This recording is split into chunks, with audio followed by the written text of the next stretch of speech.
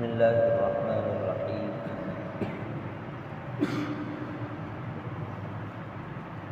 الحمد للہ رب العالمین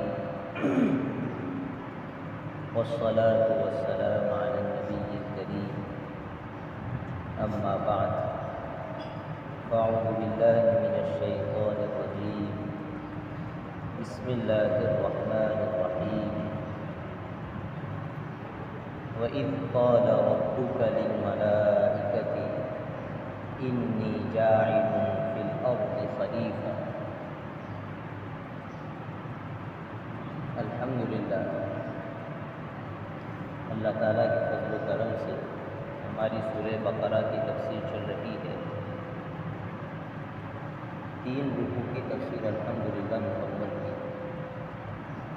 آپ کے سامنے سورہ بقرہ کے پہلے پارے کا جو خلاصہ بیان کیا گیا تھا وہ یہ تھا کہ اللہ تعالیٰ نے انسانوں کی 3 کیٹیگری پہلے بیان کی۔ ایک تو ہے متقین، یعنی وہ ایمان والے جو تقوی والے ہیں، دوسرے ہیں کافرین، اور تیسرے ہے منافقین۔ اور پھر ان کی عادات بیان کی تھی کہ بھائی آپ کیسے پہچانیں کہ ایمان والا کون ہے۔ لہذا عادات بنائی کہ بھائی ان کی مانیتیں کیا ہے، ان کا کردار کیا ہے، لائف کیسے وہ گزارتے ہیں، اللہ تعالیٰ نے ان کا تعارف کرایا۔ کافرین کا جو طرز اور عادت ہے اللہ تعالیٰ کے احکام کے سننے کا وہ بھی بتایا، اور منافقین اللہ تعالیٰ کے دین کے ساتھ اور مسلمانوں کے ساتھ جو برے معاملات کرتے تھے، ان کی جو بری عادات تھی اللہ نے وہ بھی بیان کی، اور پھر تینوں کا نتیجہ بھی سنا دیا۔ مومنین تو کہا اولئک هم المفلحون، کامیاب ہو جائے۔ کافرین تو کہا ولہم عذاب عظیم، اور کون تھے؟ منافقین تو کہا ولہم عذاب الیم، دردناک عذاب کے۔ یہ ایک چیپٹر ہوا ہمارا۔ اس میں ہمارے سیکھنے کے لیے جو خلاصے کے طور پر باتیں تھیں وہ یہ تھی کہ پہلے تو ہم اللہ کا شکر ادا کریں کہ 3 کیٹیگری میں سے 2 ناکام ہے اور 1 کامیاب ہے، اور اللہ نے ہمیں اس میں بنایا۔ اس پر کیا کریں؟ اللہ کا شکر ادا کریں، یہ اللہ نے اپنی توفیق سے ہمیں یہ ہدایت عطا فرمائی۔ دوسرا یہ کہ آج کی لائف میں جو سوچ کی غلطی ہے اس کو سدھارو۔ سوچ کی غلطی یہ ہے کہ جس کے پاس کاریں ہیں، بہاریں ہیں، جو ویل سیٹ ہے، جاب شاپ اچھی ہے، چاہے وہ حلال اور حرام میں فرق نہیں کرتا ہے، شراب اور شربت میں فرق نہیں کرتا ہے، تجارت اور سود میں فرق نہیں کرتا ہے، وہ کامیاب ہے۔ قرآن کہہ رہا ہے نہیں، یہ کامیاب نہیں ہے۔ یہ خاکہ کس کا بنایا ہوا ہے؟ انسان کا، مومن کا خاکہ وہ ہے جو اللہ نے طے کرا۔ کامیابی وہ ہے جو پیدا کرنے والا بتائے کہ یہ کامیابی، اور وہ کامیابی کیا ہے؟ ایمان والی صفات، آپ کی مانیت، آپ کا عقیدہ اور آپ کے عمل درست ہیں تو چاہے آپ کے پاس کھانے کے لیے 1 وقت کا کھانا ہے لیکن آپ کامیاب ہیں، اور خدائے پاک کی قسم آپ کامیاب ہیں۔ تو یہ چیز تھی۔ اس کے بعد دوسرے رکوع میں اللہ تعالیٰ نے اس تینوں گروہ کو مخاطب کر کے بات کہی تھی کہ ہماری عبادت کرو۔ کس کی عبادت کرو؟ ہماری۔ اور کیوں کرو اس کا خلاصہ دیتا ہے کہ تمہارے پاس ایک باڈی ہے اور ایک روح ہے، اور دونوں کو گزارنے کے تقاضے اور ضرورتیں جتنی بھی ہیں سب سورسز کس نے دیے ہیں؟ بولو نا، اللہ کہہ رہا ہے میں نے دیے، زمین میں نے بنائی، آسمان میں نے بنایا، اور یہاں سے تمہاری ضرورتیں باڈی کی میں نے پوری کر دی، لہذا میرا حق بنتا ہے کہ تم میری عبادت کرو۔ اور تمہاری روح ہے، اس کی ضرورت کا انتظام میں نے قرآن بھیج کر کیا ہے، لہذا مجھے فالو کرو، یہ میرا حق ہے۔ اور اس کے بعد جو ہے اللہ تعالیٰ آگے واپس یہ بات یاد دلاتے ہیں کیف تکفرون باللہ وکنتم امواتا فاحیاکم ثم یمیتکم ثم یحییکم، کہ پوری کائنات میں تم اگر کوئی نعمت کو انجوائے کرنا چاہتے ہو، کسی چیز کا مزہ لینا چاہتے ہو تو تم اپنی باڈی ہی سے تو لو گے، تو یہ باڈی بھی تو میری دی ہوئی ہے، اور تم ہی کیا تمہارے باپ دادا جو تھے ان سب کو بھی کس نے پیدا کر رکھا ہے؟ ہم نے پیدا کر رکھا ہے۔ تو عقل مندی کا تقاضا یہ ہے کہ جس کا دیا سب کچھ آدمی استعمال کرتا ہے بس اسی کی مانے، کسی اور کی نہ مانے۔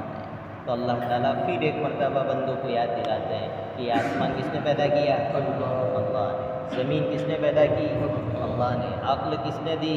اللہ نے۔ تمام سورسز استعمال کرنے کی سمجھ اللہ نے دی۔ تو اللہ کہہ رہے ہیں میرا حق بنتا ہے کہ تم کیا کرو؟ میری عبادت کرو۔ یہ ہمارے اب تک کا جو ہے خلاصہ ہے، ہمارے ذہن میں بیٹھنا چاہیے۔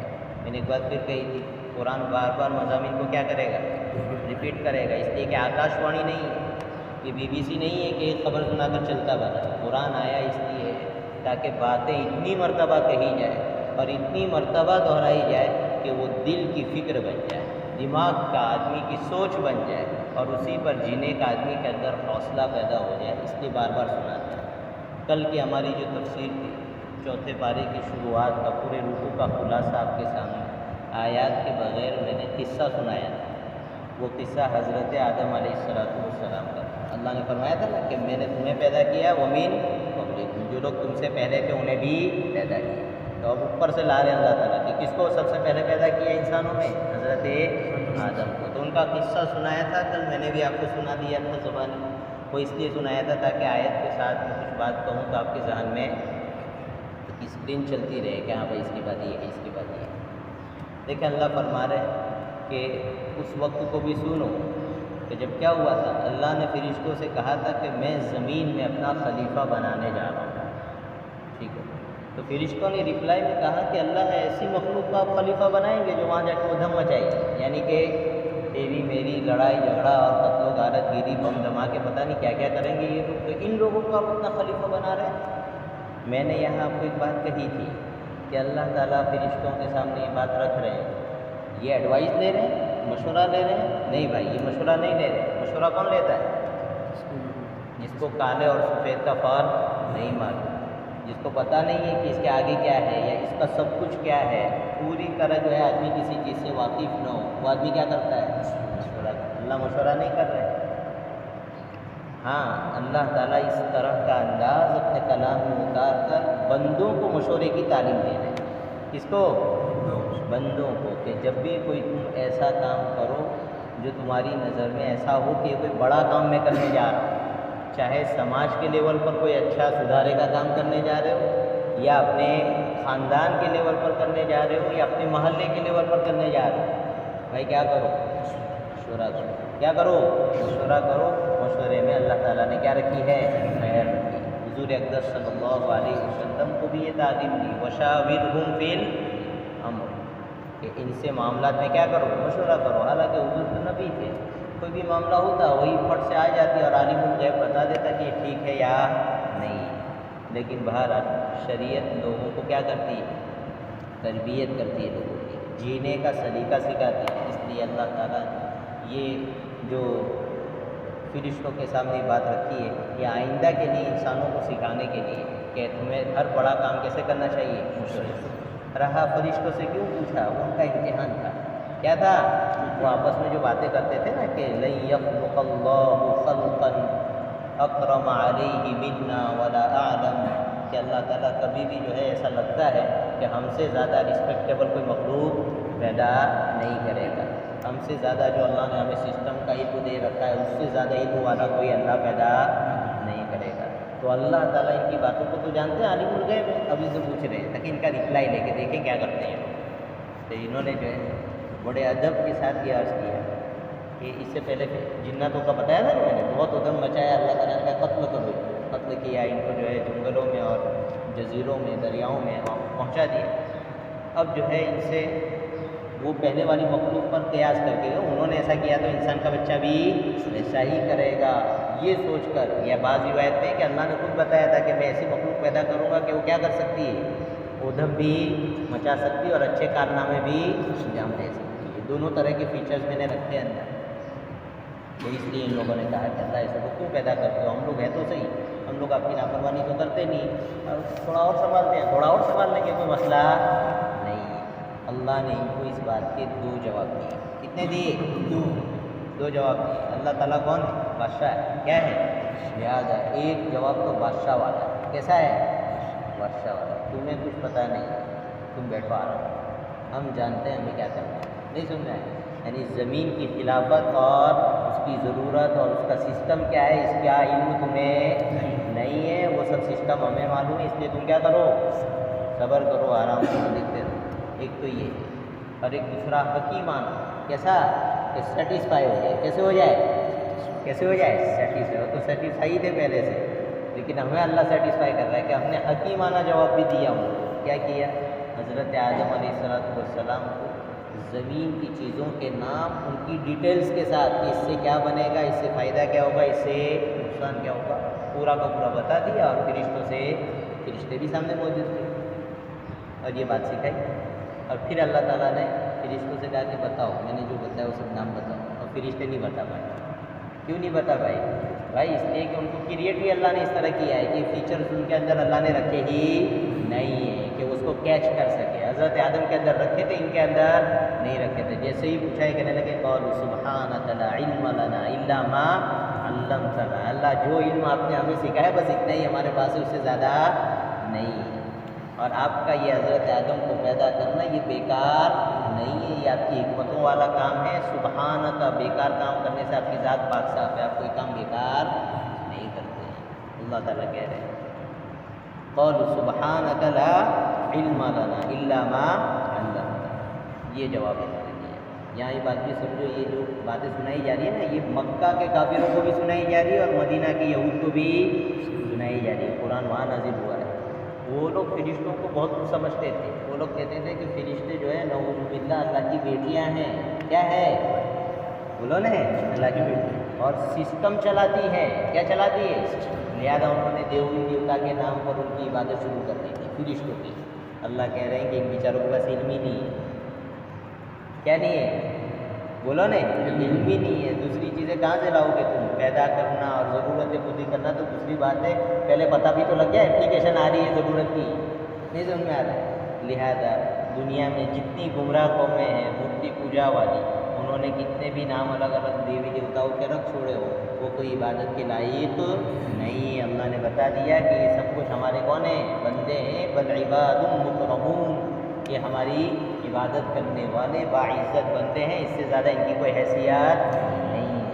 جی، تو اب یہاں ایک بات سمجھو، آگے قصہ تو میں نے سنا دیا، اس لیے اس کا انتظار باقی نہیں رہے گا، اسی لیے قصہ سنا دیا تھا کل کے، جو ہے دوسری باتیں سمجھ میں آئیں۔ اب یہ جو پہلی آیت ہے اس میں بہت ساری باتیں ہمارے سمجھنے کی ہیں۔ پہلی بات تو یہ کہ انسان کے بارے میں قرآن کا تصور دیکھو، پوائنٹ آف ویو دیکھو، اللہ کیا کہہ رہا ہے۔ اور خدا پاک کی قسم، انسان کو اتنا بڑا رتبہ کسی مذہب نے نہیں دیا۔ قرآن یہ کہہ رہا ہے کہ انسان دنیا میں اللہ کا نائب ہے۔ کیا ہے؟ نائب ہے۔ یہ کوئی ارتقائی نظریہ جو ہے ایولیوشن کا کہ جو ہے ہمارے باپ دادا کون چمپانزیز تھے اور بندر تھے اور پتہ نہیں کہاں کہاں سے نکال کے لا رہے ہیں، انسان کے بندے باعزت نہیں رہنا چاہ رہے ہیں۔ تو اللہ کہہ رہے ہیں ایسا کوئی معاملہ نہیں ہے، انسان کو ہم نے اپنا نائب بنا کر بھیجا ہے۔ کیا بنا کر؟ نائب کس کو کہتے ہیں؟ جو بادشاہ والی شان رکھتا ہو۔ کیسی؟ بادشاہ۔ اللہ کہہ رہے ہیں میں اپنا نائب بنا کر بھیج رہا ہوں۔ یاد ہے کوئی بات عجیب و غریب ہے، خلافت اللہ نے دی، فرشتوں کو نہیں دی، حالانکہ ہر وقت سبحان اللہ الحمدللہ سبحان اللہ الحمدللہ کر رہے ہیں، میں نے کہا تھا نا کل جی، اور وہ کوئی سجدے میں، کوئی قیام میں، جی، اور کیسے ہے؟ لا یعصون اللہ ما امرهم ولا یفعلون ما یؤمرون، کہ اللہ تعالیٰ نے جس چیز کا حکم دیا ہے سرے منہ بال برابر نافرمانی، اتنے بڑے عبادت گزار، لیکن اللہ نے ان کے حق میں زمین کی خلافت نہیں دی، انسان کو دی۔ کیوں دی؟ میں نے بتایا تھا، علم کی بیس پر۔ کس بات؟ علم، کہ ان کے پاس علم ہے۔ کیا ہے؟ اس لیے علم کی فضیلت ہمیشہ اوپر رہے گی عبادت کرنے بولو نے والوں سے۔ عالم کی فضیلت عابد پر بہت بڑی ہے، بہت بڑی۔ ایک عابد پر ایک کیا بات ہے، ایک عالم جی 100 عابد پر بھاری ہوتا ہے۔ شیطان 100 عابدوں کو ماموں بنا سکتا ہے، ایک عالم کو ماموں نہیں۔ عالم تو نارمل نہیں، جس کو شریعت کا پورا پورا کیا ہے، فہم بھی ہے، بعمل بھی، اس کو ماموں نہیں بنا سکتا، لیکن عبادت گزار کو ماموں بنا سکتا ہے۔ جی، یہ فضیلت دی۔ تو یہ کیوں دی؟ اور اندر کی بات آؤ، فرشتوں کے اندر جو صفت ہے عبادت کی، یہ مخلوق کی صفت ہے۔ کس کی صفت ہے؟ مخلوق کا کام ہی عبادت کرنا، کیا کرنا؟ اور حضرت آدم کے اندر اور ان کے واسطے سے انسان کے اندر اللہ نے علم رکھا، اور یہ علم صفت ہے اللہ کی. کس کی؟ جب خلیفہ آئے گا نا تو اس پہ بادشاہ والی شان ہونی چاہیے، اس لیے اللہ نے علم دیا کہ یہ میری شان. کس کی شان ہے؟ اس لیے صرف علم آتا ہے نا اور صحیح طریقے سے نہیں آتا تو آدمی کا دماغ بھی خراب ہو جاتا ہے، تکبر ہو جاتا ہے. کیا ہو جاتا ہے؟ تکبر. اس لیے علم ہوتا ہے نا عالم، اس کے اندر بڑی پڑھائی بھی ہوتی ہے، لیکن اس کے لیے تربیت کرواتے ہیں. کیا کرواتے ہیں؟ بیلنس بناتے ہیں. علم اللہ کی صفت ہے، اوپر جائے گی تو عالم سے تھوڑا علم کالر اٹھا کر نہیں چلے گا، وہ اس لیے نہیں چلے گا کہ اس کی تربیت ہوئی. کیا ہوئی ہے؟ ورنہ فی نفسی علم کی وجہ سے آدمی کے اندر کیا پیدا ہوتی ہے؟ پڑھائی پیدا ہوتی ہے. کیا پیدا ہوتی ہے؟ پڑھائی. لیکن جس کی تربیت ہو گئی اس کے اندر پڑھائی پیدا. سب سے بڑا عالم کون؟ اللہ کے بعد حضور اقدس صلی اللہ علیہ وسلم. یؤتیت علم الاولین والآخرین. اللہ نے اپنے خزانہ غیب سے حضور اقدس صلی اللہ علیہ وسلم کو بتلا دیا. اب جب بتلا دیا تو وہ غیب نہیں رہا، لیکن اللہ نے پہلے کا اور بعد کا بہت بڑا علم حضور اقدس صلی اللہ علیہ وسلم کو دیا ہے. لیکن تواضع بہت زیادہ تھا، بہت زیادہ تواضع تھا. کبھی صحابہ کے درمیان جو ہے نمایاں ہو کر سب سے الگ ہو کر چلنا بھی پسند نہیں کیا. سب کے ساتھ چلتے تھے، سب کے ساتھ بیٹھتے تھے. یہاں تک کہ بہت سی مرتبہ اتنی سادگی رہتی تھی کہ دیہات سے آنے والا پوچھتا تھا من منکم محمد، کہ تم میں سے محمد عربی کون؟ اتنا تواضع حضور اکرم صلی اللہ علیہ وسلم. لیکن روب بھی تھا. ایک آدمی ایسا حضور کو دیکھ کر کانپنے لگا، تو حضور نے دیکھا یہ ڈر گیا کہ حضور اکرم صلی اللہ علیہ وسلم میں کتنا تواضع. اس کو مانوس کرنے کے لیے کہا بیٹا گھبراؤ مت بھائی، میں تو اس عورت کا بچہ ہوں جو سوکھا گوشت کھایا کرتا ہے، یعنی کہ تم بہت غریب قسم کا جو ہے بندہ ہوں، کو اتنا ٹینشن لینے کی ضرورت نہیں ہے. حالانکہ فی نفسی حضور جو ہے اختیاری فقر تھا. کیسا تھا؟ اختیاری فقر تھا. اس فقر پر ہزاروں مالداری کیا ہے؟ قربان. حضور چاہتے تو جنت کے خزانے کہاں جاتے؟ دنیا میں آ جاتے. بات کہ حضور کے اندر. تو دیکھو اللہ تعالیٰ نے زمین کی خلافت اس لیے دی کہ حضرت آدم کے اندر صفت کون سی تھی؟ اللہ کی علم والی صفت تھی، اس لیے ان کو دی. لہذا آدمی کو علم حاصل کرنا چاہیے. کیا سیکھنے ملا؟ بولو نا. ہماری یہ دعوت و تبلیغ کی جو چلت پھرت ہے اس میں علم کی فضیلت بیان کرتے کہ نہیں کرتے؟ مولانا الیاس صاحب رحمۃ اللہ علیہ فرماتے تھے میری صرف اتنی چاہت ہے کہ ہمارا وہ نوجوان اور ہمارے وہ بڑے اور بوڑھے جو سماج میں گھومتے پھرتے ہیں، یہ دھندا دارو میں لگے ہوئے ہیں، دھندا پانی میں لگے ہوئے ہیں، یہ بندے جب جماعت کے ماحول میں آئیں گے اور انہیں علم کی فضیلت معلوم ہوگی تو ان کے اندر اتنی طلب پیدا ہو جائے کہ جب اپنے مقام پر جائے تو اپنے علماء سے جڑ جائے اور مستقل اپنے شعبے کا علم حاصل کرتے ہیں. مول صاحب یہ بتا دو، مول صاحب یہ مجھے کس طرح کرنے کا ہے، مول صاحب یہ کس طرح، یہ مزاج پیدا ہو جائے. اس لیے جو ہے اللہ تعالیٰ نے حضور مولانا الیاس صاحب رحمۃ اللہ علیہ نے علم کی فضیلت کو کہاں داخل کیا ہے؟ جماعت کے سلیبس میں داخل کیا ہے کہ 3 دن پوری دنیا سے کاٹ کر آؤ، مسجد کے ماحول میں رہو، علم کی فضیلت سنو کم سے کم 3 دن. تو اللہ تعالیٰ جو ہے آپ کے اندر علم کی طلب پیدا کر دے گا. تو معلوم ہوا علم آدمی کو حاصل کرنا چاہیے.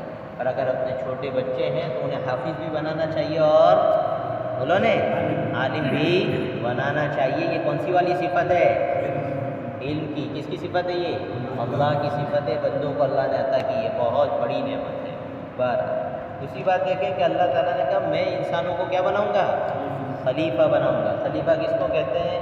کہ جو خود بھی اللہ کے احکام کو فالو کرے اور اپنی طاقت کے بقدر دوسروں سے بھی کیا کروائے؟ فالو کروائے. اللہ نے اس کے لیے نظام چلایا نبیوں. کس کا چلایا؟ نبیوں کا. حضرت آدم علیہ السلام آئے خلیفہ بن کر، اس کے بعد تمام انبیاء آتے تھے. اب یہ جو خلیفہ بنے گا اس کے لیے آدمی اپنے طور سے کوشش نہیں کر سکتا کہ اپلیکیشن اپلائی کرے گا کہ مجھے بنا دو، میں جو ہے بہت لائق ہوں یہاں کا. نہیں سننا، ایسا نہیں ہے. اللہ یصطفی من الملائکۃ رسلا ومن الناس. اللہ چوائس کرتا ہے. کون چوائس کرتا ہے؟ اللہ. نبوت کسی کی اختیار کی چیز بولو نا نہیں ہے. کوئی دعویٰ کرے میں نبی ہوں، وہ سب سے بڑا جھوٹا ہے کہ مجھے وہ آ گئی انسانوں میں حضور کے بعد. کس کے بعد؟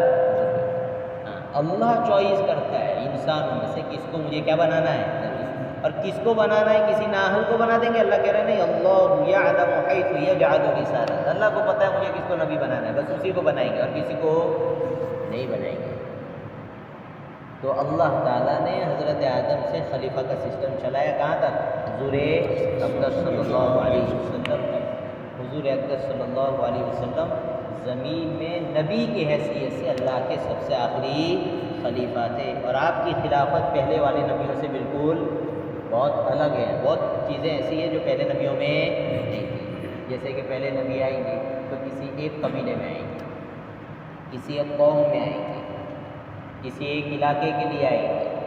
حضور اقدس صلی اللہ علیہ وسلم آئے تو اللہ تعالیٰ نے حضور کو پوری انسانیت کے لیے اور پورے انسان اور جنات سب کے لیے، پوری دنیا کے لیے کیا بنا کر بھیجا ہے؟ رسول بنا کر بھیجا۔ انی رسول اللہ علیکم کافۃ، سب کی جانب اللہ نے رسول بنا کر بھیجا۔ دوسرا ایک رسول آتے تھے، ان کی ایک خاص پیریڈ رہتا تھا کہ بھائی اتنے سال تک یہ رسول رہیں گے، ان کے بعد دوسرے رسول آ جائیں گے، ان کی نبوت جو ہے باقی تو رہے گی لیکن کوئی ان کو فالو نہیں کرے گا، بس ان پر ایمان لائے گا۔ حضور اقدس صلی اللہ علیہ وسلم کی نبوت کو اللہ نے قیامت تک کے لیے باقی رکھا۔ کب تک کے لیے؟ اب حضور کے بعد کوئی نبی آنے والا بولو نے۔ تیسرا فرق یہ ہے کہ حضور اقدس صلی اللہ علیہ وسلم کو بھی تعلیمات دی اللہ نے قرآن اور حدیث کی شکل میں، دوسرے نبیوں کو بھی کتابیں دی، لیکن ان کی کتابیں ختم ہو گئی۔ کیا ہو گئی؟ ختم ہو گئی، اس میں بہت ساری تبدیلیاں ہو گئی۔ حضور اقدس صلی اللہ علیہ وسلم کو دو چیزیں دی، قرآن اور حدیث، اور دونوں کی حفاظت کا وعدہ کس نے کر رکھا ہے؟ اللہ نے کر رکھا ہے۔ قیامت تک کے لیے اللہ حفاظت کریں گے، ایسی جماعت اللہ ہر زمانے میں پیدا کرتا رہے گا جو قرآن کریم پر اور حدیث پر اپنی جان نشاور کرے گی، اور کائنات کی کل چیزوں کے مقابلے میں انہیں سب سے زیادہ پیار قرآن اور حدیث سے ہو۔ ایسے ایسے علماء جی موجود ہیں جو راتوں کو جاگتے ہیں، پوری رات مطالعہ کرنا، انہیں اسی میں مزہ آتا ہے، کسی اور چیز میں ان کو مزہ آنے والا نہیں۔ اللہ نے ان کو چن کر رکھ لیا ہے کہ بس یہی کام کریں گے، ان کی انجوائے اور پوری لائف کا مزہ اسی میں اللہ نے رکھا ہے، قرآن پڑھنے میں اور حدیث پڑھانے میں۔ قیامت تک کے لیے ایسے لوگ آتے رہیں گے اور کوئی ان کو نقصان نہیں پہنچا پائے گا، کوئی ختم نہیں کر پائے گا۔ ادھر ڈوبے ادھر نکلے، ادھر ڈوبے ادھر نکلے، لیکن ہمیشہ جو ہے ان کا سورج طلوع رہے گا، ڈوبنے والا نہیں ہے۔ یہ ان کو بتاؤ بھائی، ان کو بڑی چیز ہے کہ نہیں؟ تو کون چاہتا ہے کہ خدائی نظام کا حصہ بنے؟ ہم چاہتے کہ نہیں کہ اللہ نے حضور اقدس صلی اللہ علیہ وسلم کی شریعت کو باقی رکھنے کا جو سسٹم بنا رکھا ہے وہ پڑھنا پڑھانا ہے۔ کیا ہے؟ جو اس سے جڑے گا اللہ تعالیٰ اس کو اس نظام کا کیا بنا لیں گے؟ حصہ بنا لیں گے۔ یہ بہت بڑی خوش نصیبی ہے۔ لہذا آدمی اپنے بچے ہیں پڑھائے لے جاتا ہے، اور اگر بچے نہیں ہیں تو جیب میں پیسے ہیں، پیسے دو بھائی مدرسے میں، کیا دو؟ پیسہ دو، چندہ دو، کسی حافظ کا خرچہ اٹھاؤ۔ میں نے اس سے پہلے بتایا تھا کہ بھائی جا کے پوچھ لو حافظ کا خرچہ کتنا ہوتا ہے، میں دے دوں گا، 1 سال کا، آدھے سال کا، جتنی کیپیسٹی ہے اتنا دے بھائی۔ کریں گے کہ نہیں کریں گے؟ دیکھیں آگے اور اللہ تعالیٰ۔ تو دوسری چیز یہ ہے کہ اللہ نے انسان کو جو مقام دینا چاہیے تھا وہ دیا ہے، دوسرے انسانوں نے اور دوسرے مذہبوں نے مقام نہیں دیا ہے۔ یہ یہود انہوں نے سب کتابیں بدل دی۔ یہ کہتے ہیں حضرت آدم کو اللہ نے ایسے پیدا کیا جیسے دوسری مخلوق کو پیدا کر دیا، یو نارمل، اور ان کو پیدا کیا کھیتی باڑی کرنے کے لیے۔ بتاؤ کھیتی باڑی کر کے کیا کریں گے؟ پیٹ بھر لے ختم ہو جائے گا بھائی۔ اس لیے پیدا کیا ہے تاکہ اس زمین پر اللہ کا نظام قائم کریں۔ کیا کریں؟ اب بتاؤ کہ ہم حضرت آدم کے بیٹے ہیں یا نہیں؟ لہذا اپنے گھر میں اللہ کا نظام قائم کرنا کس کی ذمہ داری ہے؟ میری اور آپ کی ذمہ داری نہیں ہے۔ سماج میں شادی میں ڈی جے بج رہے ہیں، ہمارے نوجوان جو ہے راتوں کو آٹو پر بیٹھ کر وقت برباد کر رہے ہیں، یا گالی بک رہے ہیں، فون کا غلط استعمال کر رہے ہیں، اور خدا نخواستہ نشہ بھی کر رہے ہیں۔ تو بتاؤ ان سب چیزوں کو ختم کرنے کے لیے سماج کے لوگوں کو سر جوڑ کر بیٹھنے کی ضرورت ہے کہ نہیں کہ بھائی یہ ہو رہا ہے جی؟ ان کو اللہ نے کیا بنا کر بھیجا ہے؟ خلیفہ، نائب بنا کر بھیجا ہے۔ لہذا اللہ کی شریعت کو قائم کرنا یہ کس کی ذمہ داری ہے؟ لہذا گھر سے اسٹارٹ کریں۔ کہاں سے اسٹارٹ کریں؟ اور سب سے پہلے گھر میں بھی اپنی ذات سے، پہلے خود مسلمان کا بچہ بنے۔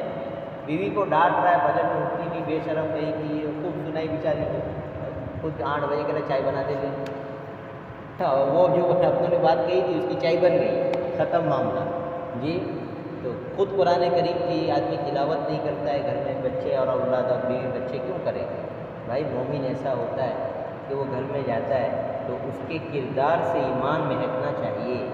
ماں باپ اور اس کے بچے اور اس کی بیوی دیکھیں کہ یہ بندہ مصلی پر ہوتا ہے، یہ بندہ گھر میں آ کر مصلی پر بیٹھتا ہے، قرآن کی تلاوت کرتا ہے، थोड़ा वक्त बैठ कर तस्बीह पढ़ता है, जब छोटे छोटे बच्चे देखेंगे तो उन्हें पता लगेगा कि ये भी घर के काम का एक हिस्सा है, सिस्टम का एक हिस्सा है। इस तरह समझ वजूद में आता है। हम लोग सीधी एक हाँक मारते हैं जंगल में, ये तो कौन सुधरने वाला है, कोई नहीं सुधरेगा। कहाँ हाँक मारने की पहले घर में अपने दिल में सबसे पहले हाँक मारे कि मैं सबसे पहले क्या करूँगा, सुधरूँगा। फ़ोन का इस्तेमाल काम कौन करेगा सबसे पहले, मैं करूँगा। 2-4 दिन हफ्ता पहले आप सो जाइए फ़ोन रख कर, फजर में आप उठ जाइए, फिर अपनी घरवाली के सर पर हाथ फेर कर कहिए बेटा देख ले यार मैं भी उठ रहा हूँ, थोड़ा बहुत कोशिश कर रहा हूँ, तुम साथ देगी तो मेरा क्या हो जाएगा, काम आसान हो जाएगा, तुम भी सो जाओ जी। फिर इस तरह धीरे धीरे माहौल बनेगा। तो करने का काम है कि नहीं है। तो हज़रत आदम को अल्लाह ने क्या बनाया था, खलीफा। खलीफा का काम क्या है, अल्लाह की शरीयत को फॉलो करना और नाफिज करना, दूसरों से फॉलो करवाना। लिहाजा हम घर से ये काम स्टार्ट करेंगे घर में फ़ोन का इस्तेमाल कंट्रोल में लाएंगे हम लोग जी, लाएंगे कि नहीं लाएंगे। ये हर मरतबा हमारे फ़ोन का सिस्टम कैसा है, आदमी कोई काम मुस्तकिल नहीं करेगा, फ़ोन रखेगा उसको और मतलब सलाम करने जाए, साहब सलाम वालेकुम, थोड़ी देर काम किया फिर बोलगा सलाम वालेकुम। ये क्या तमाशा है भाई, 1 घंटा मुस्तकिल इस्तेमाल कर ले जितना करना है, फिर रात को 1 घंटा इस्तेमाल कर लेता, लेकिन तरीके से सीखे आदमी, तरीके से जिए। ये क्या कि अभी तो क्यों देख रहे, किसी से बात कर रहे फिर देख रहे, पता नहीं इसको नहीं देखेगा तो जन्नत की टिकट जो है कन्फर्म नहीं हो पाई। ये कैसा मामला हमने बना रखा है। लिहाजा सिस्टम बनाए, फ़ोन का इस्तेमाल कंट्रोल में आएगा तो दूसरे काम आएंगे कंट्रोल में, करेंगे। ये फ़ोन का इस्तेमाल जब कंट्रोल में आएगा तो दूसरा वक्त हम कहाँ लगाएंगे, घर में कुरान पढ़ने का माहौल बनाओ। क्या बनाओ, कुरान पढ़ने। इसकी बरकत से फरिश्ते घर में आएंगे। कौन आएंगे, अब ये माहौल क्रिएट हो रहा है। क्या हो रहा है, माहौल क्रिएट हो रहा है। अब ये बोतल कहाँ पहुँच गई, फ्रीज में, कहाँ पहुँच गई। अब ठंडा करना आसान, अब क्या करना आसान है, अब ठंडा करना आसान, अब इसे नमाज़ पढ़वाना आसान, अब इसे जिक्र करवाना आसान, अब इसको 2 बातें समझाना आसान। पहले कहाँ से हटाओ, फ़ोन से। कहाँ से हटाओ, करेंगे भाई। बहरहाल अल्लाह ताला ने हमें हज़रत आदम के औलाद बनाया है। हज़रत आदम अल्लाह के खलीफा थे। लिहाजा हमारे लिए सबक ये है कि हम भी अपनी निजी लाइफ में, घर में, ख़ानदान में, महल्ले में और उससे ऊपर उठकर समाज में अल्लाह की शरीयत को खुद भी फॉलो करें। और जो लोग फॉलो करवाने का प्रोग्राम बना रहे हैं, हमारे जमात वाले हैं, ये तफसीर की मजलिसें हैं, मदरसे हैं, इनसे जुड़कर अल्लाह की शरीयत को सब जगह आम करने की कोशिश करेंगे। अल्लाह ताला मुझे और आपको सबको अमल करने की तौफीक अता फरमाए। और भी करें, बात करेंगे दर्स 5 मिनट जी, चलते थोड़ा चलते। तो देखें आगे, तो खलीफा का पैगाम हम तक पहुंच गया जी। अब आगे देखें, अल्लाह फरमा रहे हैं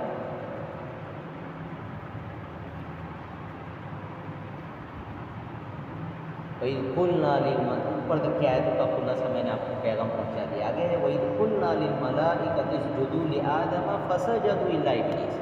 अब अल्लाह ताला ने फरिश्तों को बता दिया कि ये हैं खलीफा हैं, और ये भी बता दिया कि इनके पास तुमसे ज़्यादा क्या है, सलाहियत है, क्वालिफाइड है, ये ज़मीन पर जाएंगे और ये क्या करेंगे, सिस्टम संभालेंगे।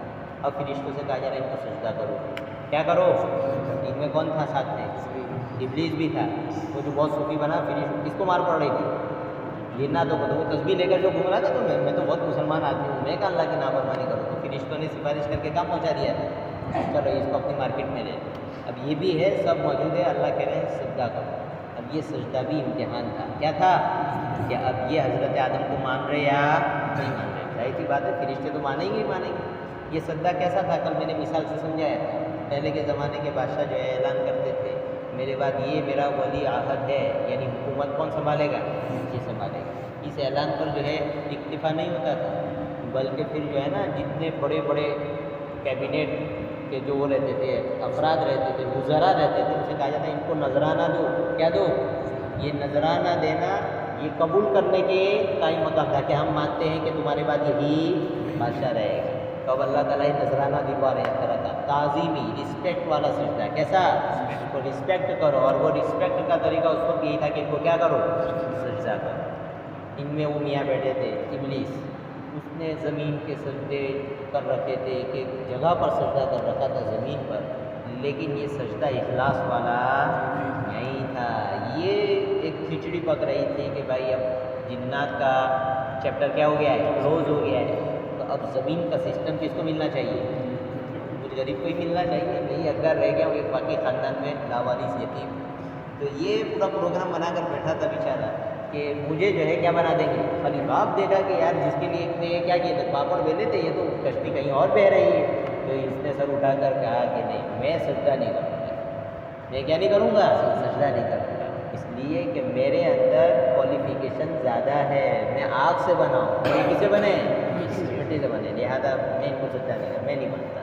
اللہ نے کہا نکل جاؤ ایسے. کیا کرو؟ نکل جاؤ ایسے. اور مردود بنا کر نکال دیا اللہ تعالیٰ نے. ہمارے لیے سیکھنے کی بات اس واقعے سے، یعنی واقعے کا جو یہ پارٹ ہے، اس سے ہمیں کیا سیکھنے ملا؟ پہلی بات تو یہ سیکھنے ملی کہ آدمی کو کبھی تکبر نہیں کرنا چاہیے. کیا نہیں کرنا چاہیے؟ آپ کتنے بھی زیادہ کوالیفائڈ ہو، آپ سماج کے لیے، اپنے گھر کے لیے اور اپنی ملت اور قوم کے لیے اسی وقت فائدے کے بنیں گے جب آپ کے اندر کیا ہو؟ عاجزی ہو، تواضع ہو، دوسروں کے ساتھ چلنے کی آپ کے اندر کیا ہو؟ صلاحیت ہو. اپنی الگ شان بنا کر میں کہوں وہ چلے گا، نہیں دوسرا کچھ بھی نہیں چلے گا. آپ کبھی کوئی فائدے کا کام نہیں کر سکتے. آپ فساد ہی مچا سکتے ہیں. کیا مچا سکتے ہیں؟ فساد. اور دوسرا یہ کہ آدمی کے دماغ میں جب بڑائی ہوتی ہے تو اس کی جتنی کوالیفیکیشن ہے سب دھری کی دھری رہ جاتی ہے. یہ جو تھا نا اس کو طاؤس الملائکہ کہتے تھے، فرشتوں کا بھی سردار سمجھا جاتا تھا. یہ بہت علم تھا اس کے پاس، لیکن اس کا مسئلہ تھا اس کے اندر تکبر تھا، تو وقت پر اس کا علم اس کو کام نہیں لگا. اس لیے ہماری سمجھداری سب دھری کی دھری رہ جاتی ہے جب اللہ تکبر پر پکڑ کرتے ہیں. کس بات؟ تکبر پر. بہت بری چیز ہے. اور جب اللہ کی پکڑ آتی ہے تو آدمی کتنے بھی کیا کر لے، جتن کر لے، وہ سب الٹے ہی نکلتے ہیں. کیسے نکلتے ہیں؟ اس کا الٹا نکل گیا، پھنس گیا. اللہ ہماری سے حفاظت کرے. دوسری بات بزرگوں سیکھنے کی یہ ہے کہ اللہ کا کوئی حکم اور شریعت کا کوئی مسئلہ آپ کو سمجھ میں آئے یا نہ آئے، میری عقل میں آئے یا نہ آئے، فالو کرنا یہ میری ذمہ داری ہے. نہیں سمجھے گا؟ فالو کرنا یہ میری ذمہ داری ہے. بھائی ٹنکی کا پانی گلاس میں بھرنے جاؤ گے تو پانی کہاں جائے گا؟ بولو نا، باہر جائے گا نا، گلاس میں آئے گا. سیلاب آ جائے گا. کیا آئے گا؟ سیلاب. اسی طرح جو آدمی شریعت کی ہر چیز کو عقل کی کسوٹی پر کیا کرنے لگا ہے، تولنے لگا ہے. ارے اللہ کے بندے، یہ شریعت کی جو تعلیمات ہیں وہی کا حصہ ہے. کس کا حصہ ہے؟ اور آدمی کے نالج کے جو سورسز ہے، ذرائع ہیں، ان میں عقل نیچے کی چیز ہے اور وہی اس سے اوپر کی چیز ہے. عقل سے کام چل جاتا تو اللہ کبھی کسی نبی کو نہ بھیجتے. اللہ کبھی کسی وحی کو نہ بھیجتے. اللہ نے وحی بھیجی اسی لیے کہ عقل میں سمجھ میں آنے والی بات نہیں تھی. تو وحی کی بات عقل میں آ جائے یہ ضروری نہیں ہے. ہاں اتنا ضروری ہے کہ وہ انسان کی فطرت اور اس کے عقل کے خلاف کبھی نہیں ہوگی، آپ کے نیچر کے خلاف کبھی نہیں ہوگی. ہاں اتنا ہے کہ آپ کو سمجھ میں آ جائے یہ ضروری نہیں. تو کیا کریں بھائی؟ وہ کرو جو صحابہ نے کیا، سمعنا واطعنا. کیا کریں؟ سمعنا واطعنا. ہم نے سنا اور ہم نے مان بھی لیا. یہ یہودیوں والی بات نہیں ہونی چاہیے. یہودی کہتے ہیں کہ سمعنا وعصینا، ہم نے سن بھی لیا، سمجھ ہم ماننے والے نہیں، چھوڑو نہیں ماننا. یہ عادت کس کی ہے؟ یہودیوں کی. یہ جائیں گے جہنم میں.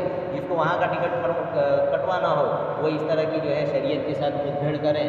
باقی جس کو خیریت چاہیے اور اللہ کے یہاں پناہ چاہیے اس کا ایک ہی راستہ ہے. شریعت کی بات آئی، میری اور آپ کی سمجھ میں آتی ہے یا نہیں آتی ہے. زمانے میں لوگ چاہے اس کو کتنا ہی برا کہہ رہے ہیں، ہم تو اسی رب کے بندے ہیں جس نے ہمیں منی کے نطفے سے بنایا ہے. ہمارا پورا وجود اس کا احسان ہے. ہم اس کی کسی بات کو اگنور نہیں کر سکتے.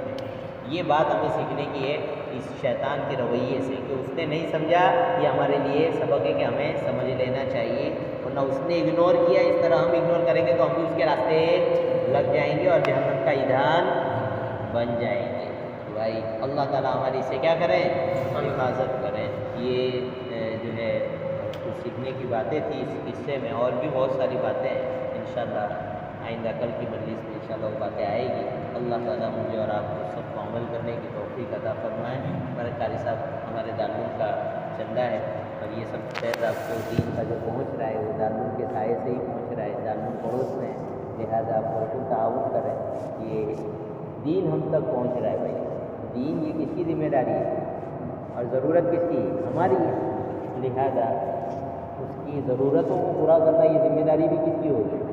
ہماری ہوگی. بھائی اس لیے ایک سائلنٹ معاہدہ ہے کہ بھائی امت اپنے کاروبار میں لگے لیکن ضرورتیں کس کی پوری کرے؟ مدرسے کی، دنیا میں. اور مدرسے والوں نے سگنیچر کر رکھے ہیں کہ بھائی تم کاروبار میں لگو، تمہارے مسائل کے لیے ہم طلبہ پڑھائیں گے، کل کو ان کو آگے پوچھ لینا کہ تمہارا مسئلہ کیا ہے اور تمہاری شریعت اور تمہارا ایمان کیسے بچے گا، یہ تم کو آگے بتا دیں گے۔ تو بھائی اس معاہدے کو پورا کرنا چاہیے۔ اللہ مجھے اور آپ کو سب کو عمل کرنے کی توفیق عطا فرمائے۔ بسم اللہ الرحمن الرحیم۔